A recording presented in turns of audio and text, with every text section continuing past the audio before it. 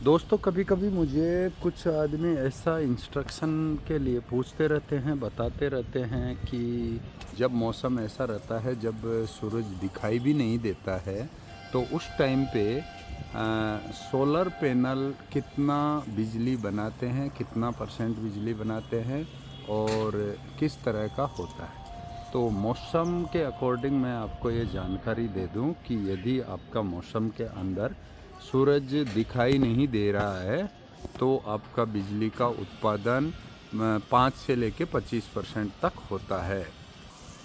इसमें अगर आपका जो सोलर टेक्नीशियन ने जिस तरह का सोलर सिस्टम को यदि प्लानिंग किया हुआ है, तो कोई परफेक्ट प्लानिंग नहीं होने की वजह से कभी कभी ऐसा भी हो सकता है कि आपका इस तरह के मौसम में बिल्कुल पैनल का आउटपुट कुछ भी ना हो और आपका इलेक्ट्रिक जो जनरेशन है वो यूनिट जितना बनना चाहिए वो यूनिट बहुत ही कम हो।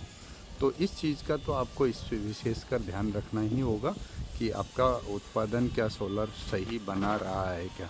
तो उसके लिए परफेक्ट टेक्निक होना चाहिए।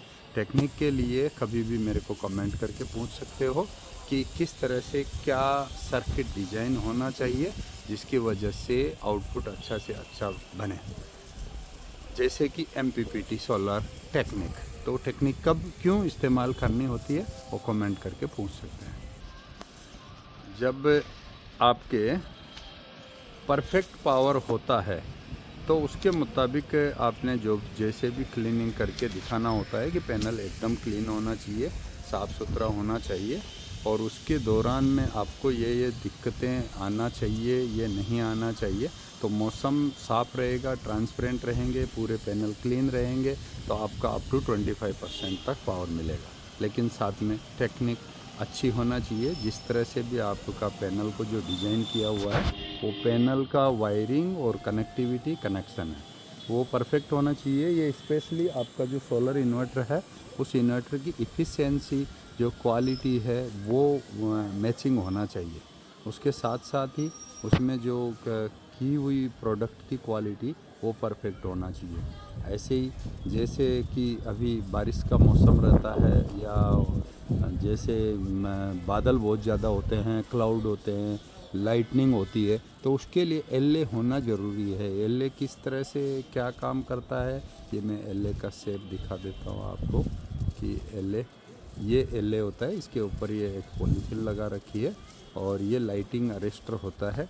इसकी वजह से क्या होता है आपका जो आसमानी बिजली होती है वो सोलर पैनल पे नहीं गिरेगी।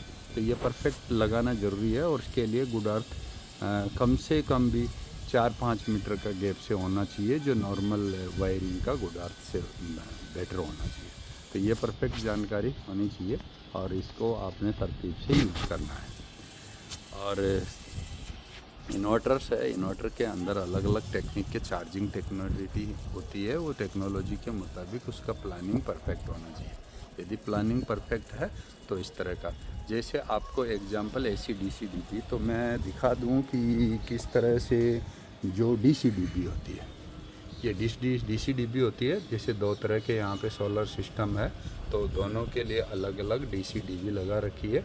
जिसके अंदर पैनल से निकलने वाला DC है वो DC आगे जाएगी और इसके बीच में जो ब्लैक ब्लैक कलर के जो आइटम दिखा रहा है ये आइटम क्या होता है, ये लाइटनिंग अरेस्टर होते हैं जो कि किसी तरह का सर्ज स्पार्क होता है तो उसको ग्राउंड दिया रहता है। इसके साथ में एक वायर जो ग्रीन वायर है, ये ग्रीन वायर गुड अर्थ किया हुआ रहता है।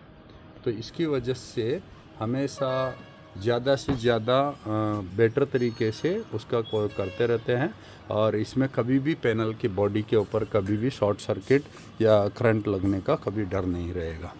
तो इसलिए इसको इस्तेमाल करना बहुत ज़रूरी है।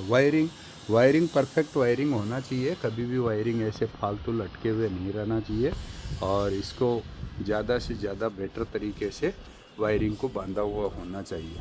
किसी तरह से ऐसे ही झूल रहे हैं, कुछ गड़बड़ हो रहे हैं, इस तरह का नहीं होना चाहिए। जो भी केबल्स है, केबल्स को प्रॉपरली जहाँ तक हो सकता है, जहाँ जहाँ वायर को कुछ प्रॉब्लम हो रहा है तो PVC पाइप वगैरह से कवर कर देना चाहिए इनको। तो यही है कि क्या किस तरह से आपने, जब बहुत ज़्यादा क्लाउड होते हैं, बादल होते हैं, तब क्या क्यों ज़रूरी है ऐसा चीज़, और क्या मेंटेनेंस तो सख्त ज़रूरत है ही सही। तो आपका जैसे एग्जांपल, आपका 10 किलोवाट का इन्वर्टर लगा हुआ है, और यदि आपका जब बादल बहुत ज़्यादा क्लाउडी हो रखा है तो उस टाइम पे आपका जो इलेक्ट्रिक बनने वाला है वो ओनली 500 वाट से लेकर के 2500 वाट के बिजली में होगी। औसतन आप ये मान सकते हो कि बहुत ज़्यादा बादल हो तो 1 किलोवाट का ही है। अब आपके पास 3 किलोवाट की मोटर लगी हुई है तो मोटर नहीं चल पाएगी। Okay, thank you. लाइक करो, सब्सक्राइब करो, शेयर करो, ताकि आने वाली नई वीडियो है जिनकी जानकारी ठीक ठाक मिल सके। और कमेंट करो कि क्या चीज़ की क्यों इन्फॉर्मेशन शेयर करना ज़रूरी है, और क्यों परफेक्ट टेक्नोलॉजी से पैनल कनेक्ट करना ज़रूरी है, क्या क्या डिवाइस उसके साथ कनेक्ट करना चाहिए। ठीक है, ओके। जय हिंद, जय भारत।